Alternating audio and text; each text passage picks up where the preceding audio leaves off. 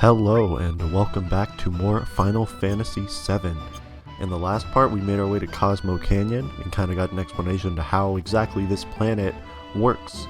And in this part we're gonna continue on in our adventures in Cosmo Canyon. But first, let's have some time of reflecting by the campfire. This scene has kind of always stuck out to me for some reason. It's not like anything of note happens, it's just you get some insight on all the characters, except Yuffie. Yuffie doesn't have much to say, but she's an optional party member, so it kind of makes sense. We'll get more on Yuffie later, but Barrett's just reflecting on what happened to Avalanche with Biggs, Wedge, and Jesse, and he's just wondering if he can ever be forgiven for something like that. And he's kind of having this moment of reflection where he's like, is what I'm doing right? And then he kind of denies it, and then it's like, no, it is right. I'm trying to save the planet. I have a good cause here. It's fine. And then Aerith, she is kind of realizing here, she really is the last of her kind, of the Ancients. The Ancients came to this planet thousands of years ago, and they died off for, some reason. There's a reason for it, but we'll get into it later. And she's the last of them, except maybe Sephiroth and Jenova, but something seems kind of different about Sephiroth and Jenova. But yeah. So she's all alone, and then Tifa here is reflecting on what happened 5 years ago, and once again seems to be unsure about something. She doesn't fully want to say what it is either, but she's clearly not fully okay with something about the incident 5 years ago. So maybe we'll get more on that later. And by later I mean not until disc 2, so we got a while, but we're gonna be getting more on that. And here is Red XIII talking about how he believes his father to be a coward who ran away when the G tribe attacked Cosmo Canyon. He believes his father, who is known to be this great warrior, instead ran away like a coward, and he resents his father greatly for it. But then Bugenhagen comes up and he's like, hey Red XIII, I need to show you something, dude. And now we get to bring somebody along. So I'm not bringing Yuffie, I'm actually bringing Barrett, but I'm just getting the materia off of Yuffie to give to Red XIII. So yeah. And then yeah, I don't know what that was. And I'm actually going to no Tifa, you can't go. I'm actually going to do some speed this up because I menu for almost like a minute and a half, and I don't want to make you guys sit through all that because that would be a nightmare. So I'm just speeding through this. This is actually, as I'll get into, this part is a bit shorter than 30 minutes once again, and it's because this is the most editing I've had to do for a part. Not necessarily just cutting things out. I mean, I did have to cut a lot out, but I didn't have to cut like huge segments out. It's more just, you'll see what I mean. I had to cut out very small, like 10-second or 30-second increments every now and then, and it was a lot because this video, the raw footage for this was almost 40 minutes. So, and there's a lot of cuts that I had to make. I think I just because of some bad RNG, but I'll get into that. But yeah, so that's why this video's a bit shorter, not too much shorter, just like 3 minutes shorter than the usual. None of these are ever going to be like, exactly 30 minutes long, so it's cool. We have some shorter parts, some longer parts.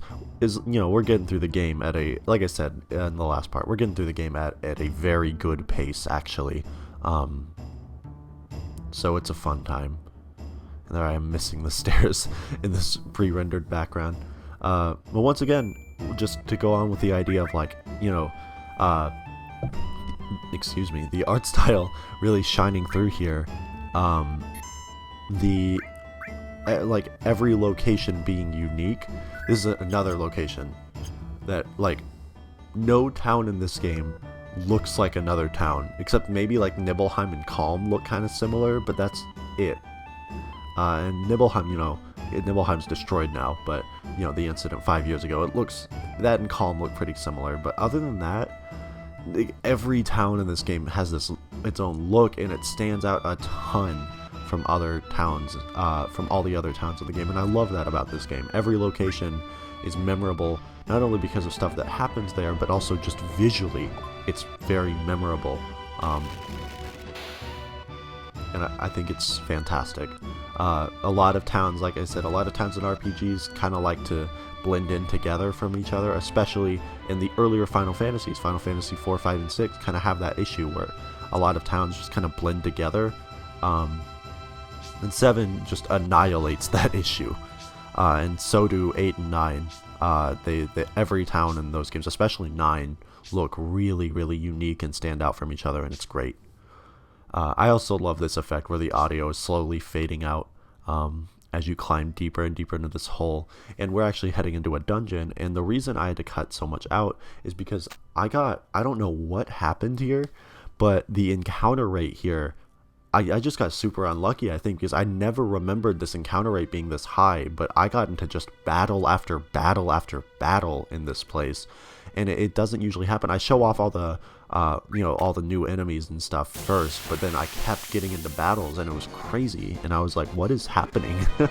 I've never experienced that before. I think I just got really unlucky because I don't ever remember this place having a particularly high encounter rate. I don't remember any area in this game having a high encounter rate. The encounter rates in this game is usually so like comfortable, but this was reminding me more of like the NES Final Fantasies, which have pretty rough encounter rates, and it was weird. Like I said, random battles don't necessarily bother me as long as like they have a reasonable encounter rate, and this game definitely does that. The earlier Final Fantasies, even the Super Nintendo ones to an extent, can have an issue where the encounter rates are a little too high. Like Final Fantasy VI is a fantastic game. It's a masterpiece. It's one of my favorite Final Fantasies, but the encounter rate's a little too high. Like, just sometimes I'm like, I just want to get a move on, and it keeps giving me battles, and I'm like, please stop. 7 never gives me that issue, though. This is the first time I've ever had an issue like that in 7. I think it's just bad RNG. Because as you saw, I only took a few steps there before I got into this battle, and that just happened through this entire dungeon. It was crazy. I got so frustrated later in this dungeon that I actually intentionally just skip out on some treasure just to get a move on, because I'm like, I just want to get this done. So, yeah, I mean, if you're, you know, looking for a 100% guide, like I said, this is not it. So, you know, don't don't resent me too much for missing out on it. But it's not like it's super important treasure or anything. There was another battle. There's another battle there. Like, geez. And then I break it open, and then we get this door opens right here. There's another battle. Look at that. Like, what is happening? Why is this happening? I've never had this happen.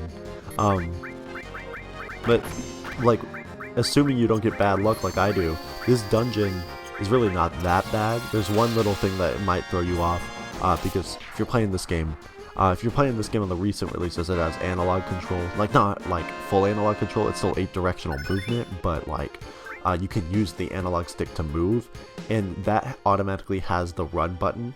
Like, if you are pressing fully on the analog stick, you'll be running. But if you're playing on the original PS1 version, you have to hit the cancel button to run. But there's some moments, like I think I said this when in Midgar, when you're trying to sneak away from Aerith's house, to pass Aerith's room, you have to be walking. Otherwise, she'll wake up and hear you. And this is another example of that, where you have to actually be walking to get past this certain part here up ahead. Otherwise, you'll take massive damage, so don't do that. There was another battle there. That cut was kind of seamless, but that was another battle. But yeah, this part, see this goop here? You have to walk on it, otherwise you'll slip, and then you'll crash into the wall and take damage. So yeah, just be sure, maybe use the D-pad if you're playing the re-releases and get used to using analog control, or if you're playing the original PS1 version, there's another battle. Or if you're playing the original PS1 version, then just don't hit the run button. And now we got that added effect materia that I was talking about last part, so now Cloud has a chance of just randomly stopping enemies in their tracks by just physically attacking them. This even works on some bosses, so I like pairing time with added effect, because it can really help if you're in a pinch or something and you get lucky. It can really help with some fights. So yeah, we're just making our way along here. It's a fun time, you know. There's a treasure chest down there. But yeah, this dungeon isn't very long. There's just a lot of optional treasure chests. There's another battle. There's just a lot of optional treasure chests and stuff. And you might notice, actually, now that I'm a higher level and have the HP plus materia, anytime I level up, my HP is going to go up way more than it did before. Like, I go up like almost 100 HP per level, like max HP, because of the HP plus materia. And that'll only keep increasing as that materia levels up. So ultimately, like if you get Master and HP plus materia, you'll have 1.5 times your actual max HP. And if you like have 2 HP plus materias, like an in-game mastered and equipped on someone, they'll just have max HP. Like 9999 HP, so it's crazy. Anyways, if you pass over those webs, you'll get to this crazy ass spider thing, which is a really cool enemy, but this guy can actually hurt, so be careful. He has this move, I forget what it's called, but it is a move that he can do that will take most of your health away. I believe it's percentage based, but it still takes a ton of health away. It's actually good for grinding limit if you want to do that, but there it is, it's Sting Bomb. See how much damage that does? If you're trying to grind limit, go for it, but also I wouldn't stay in this fight too long, because he can just fucking kill you like that. Like one Sting Bomb and then another normal attack can probably take an enemy out, especially if you didn't do that grinding stuff that I said, that I talked about earlier. What am I saying? The grinding in Junon that I showed in part 12, but yeah, so anytime you pass over those webs, there's one web that you have to pass over. That's one of the webs you have to pass over, but there's another web you have to pass over later, and I'll be showing both of those fights because they are technically required fights, even though we've already seen the enemy, and that's in, you know, those are my rules. So here I am trying to look for treasure and stuff, but then eventually I'm just like, fuck it, because I'm getting into too many battles and I'm getting frustrated. So then I'm like, let's just end this dungeon, please.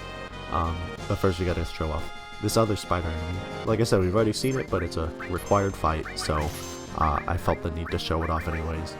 Otherwise I would be cheating you of the true Final Fantasy VII experience. I mean, it's the same enemy though, so, you know, just do the same thing. There's that Sting Bomb again. I think it's percentage based. I don't know exactly what the percent is, but I don't think that move can ever actually kill you, but still, you know, it's still pretty strong, so be careful. But yeah.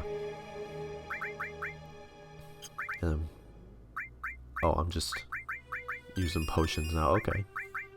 Okay. I guess that's fine. Cool. I almost never use healing items in this game because the Cure spell just does so much. You might notice I have Cure 2, but I'm not using it. It's because Cure 2 costs way more MP than Cure 1, and it does not heal. Like, it costs like 5 times the MP, and it does not heal 5 times the HP as Cure 1. It heals probably double the HP. So I'll use it in battles. Excuse me. I'll use it in battles if I'm in a pinch and need to like heal somebody up like way more than just Cure 1. But outside of battles, I'll just use Cure 1 like 2 or 3 times. And that usually gets the job done. And it costs less MP. Oh, excuse me. But, so we're now fighting. The enemies we've been fighting in here are the ghosts of the G tribe that died in that battle. They have not returned to the live stream and they're vengeful, and this is like, I think their leader that we're fighting now is this boss. This boss can be kind of annoying. But it's just like focus on the big guy in the back, and that's what I always do. And I'm actually using a big guard here, but I think I mainly, anytime I use big guard, the protection is nice, but it's also just a great way to get haste on the entire party. But yeah, if you focus on the guy in the back, the big guy in the back, you should be fine. But this fight does take a little while, so you know, just keep that in mind. Just have some patience. Heal everybody, of course. The fight, you know, we aren't getting into the super deep strategy fights yet or anything like that. So, because we're about halfway through Disc 1. So you know, it's not getting super crazy yet. We're not in late game, but still, it's starting to pick up a little bit. Like, these fights are definitely harder than the ones in Midgard, take a bit longer. But one thing, and I forgot Aqualung does nothing. I thought since it looked like, you know, fire, water would do something, but apparently not. But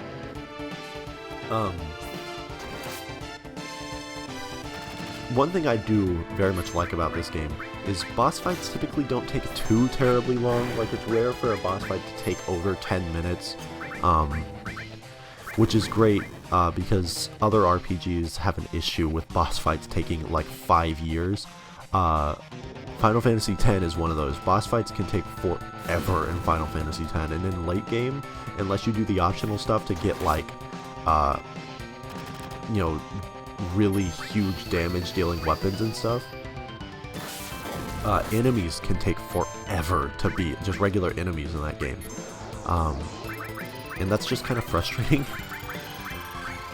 But, yeah. And also Persona 5. I love Persona 5, but boss fights in Persona 5 take a long time. They can sometimes take upwards of like 30 to 45 minutes. It's a little ridiculous. But also the boss fights impressively stay engaging all the way through, because they constantly, you know, they change up forms and stuff, they kind of do different things, so it's not like you're just doing the same thing over and over for 30 minutes, so that's nice. But still, this game, there's a lot of boss fights, and they never really overstay their welcome, which I kind of prefer. I guess you could say it's quantity over quality, but, you know, it's not like they're bad boss fights by any means, there's just a lot of them, and I kind of prefer that approach. Chrono Trigger kind of has an opposite approach. There's a lot of similarities between this game and Chrono Trigger, but Chrono Trigger kind of has an opposite approach. There's not as many boss fights in Chrono Trigger. There's still quite a few, but not quite as many, but the boss fights are a much bigger deal in that game. Yeah, Chrono Trigger in this game, their development is kind of tied together. Chrono Trigger, of course, came first and got the priority, and then, you know, Yuji Horii was involved in that one, and but does Bio do anything? Nope. But, like, you know, both of them have 3 party member setups. Both of them have the ATB. Both of them have kind of radically changed the ATB system, like the way the battle system worked from previous games. That did a ton of damage. Jesus. Both of them have a kind of a simplified equipment system. And both of them are considered just very influential, revolutionary RPGs, and I way prefer Final Fantasy VII. I am so in the minority for saying this, but I really believe Chrono Trigger is severely overrated, and I don't mean that it's bad. I like Chrono Trigger, but I just mean it's just not as good as, like, it's not the best RPG ever made, and it's certainly not the best game ever made. It is a very good RPG, but I don't think it's much more than that, personally. I know a lot of people are going to get mad at me for saying that, but I can make my case later after this scene, because I've always liked this scene a lot. I'll actually stay quiet for this and let you guys watch this for yourself.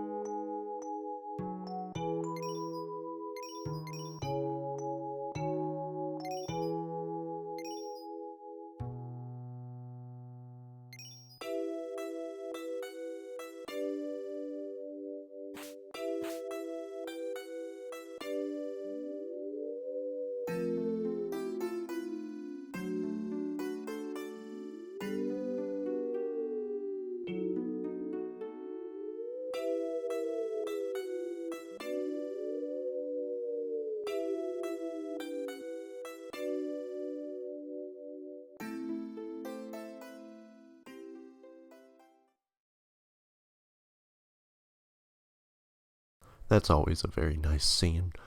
Red XIII finally realizes that his father wasn't a coward and was in fact a fierce warrior that protected his tribe until the very end. And I think that's very sweet. And now, you know, Red XIII was originally his journey was gonna end here, but now he realizes, thanks to his father and thanks to Bugenhagen convincing him that he needs to stay and fight with us. He needs to fight for the sake of the planet, because even though Bugenhagen believes it can't be done, you need to try. Once again, well, it's like his part of his identity is what fuels his motivation here. That's the reason he's going to fight.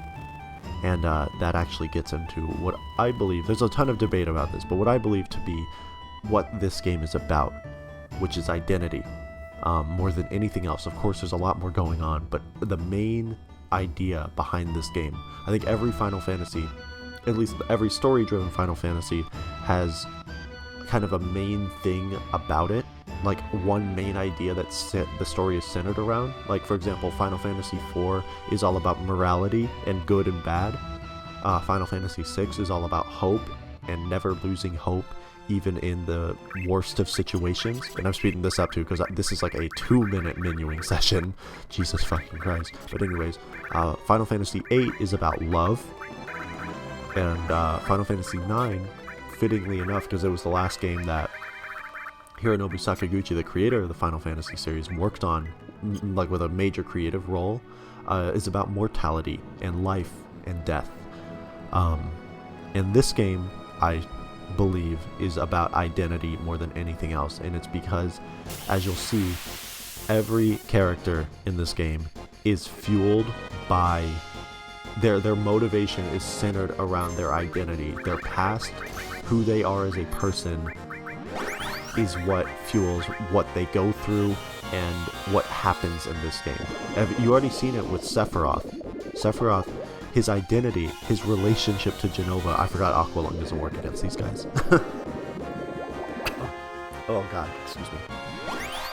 Sephiroth, his relationship with Jenova, his being, like his part of his identity, his backstory, is what makes him who he is. And I guess you could say that about any character in any game, but this game put such a huge emphasis on it, more than most other games. Like, it's not only Sephiroth had the tragic backstory that makes him the way that he is, it's his backstory involves his identity. He doesn't know what he is. He thinks he's a freak. What he perceives of himself, his own identity, is what fuels him there. Like I said, Red XIII, his relationship with his father, he wants to live up to his father now, because he sees that his father was this great warrior. And of course, parents are tied very closely to people's identity. Every character in this game has something along those lines, and that's why I think that's what this game ultimately is about. But there's a lot more going on. But anyways, here we are. Cloud's hometown of Nibelheim, which was destroyed 5 years ago. I'm using the first 10 ever here, even though I actually don't need to, as you'll find out in the next part. So, thank you guys for watching. Next time we are going to Nibelheim, so yeah, I'll see you then for more Final Fantasy VII.